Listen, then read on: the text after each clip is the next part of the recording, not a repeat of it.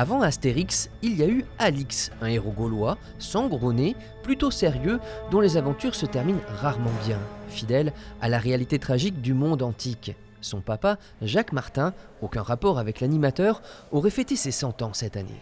Lorsqu'il a commencé en 1948, c'était au sortir de la Deuxième Guerre mondiale, il y avait peu de documentation disponible. Donc au fur et à mesure, il s'est documenté. Il a aussi eu des critiques, des archéologues qui l'ont critiqué, et il a toujours pris ça à profit pour améliorer ses dessins.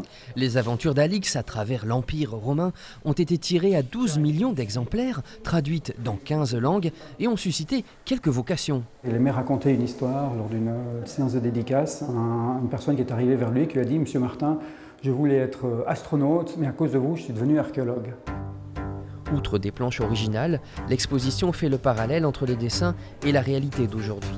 Même si Alix n'est pas passé par Vézuna, Marc Jailloux, le dessinateur qui perpétue le personnage d'Alix, a imaginé une affiche où il se dirige avec son compagnon Enac vers le temple de la cité. Enac il tient un sac destiné en fait à apporter des offrandes. Et quand je m'étais documenté pour réaliser l'affiche, je m'étais rendu compte que c'était un temple de la fécondité. Ce temple aujourd'hui, c'est la tour de Vézonne. Un parcours de panneaux complète l'exposition à travers Périgueux.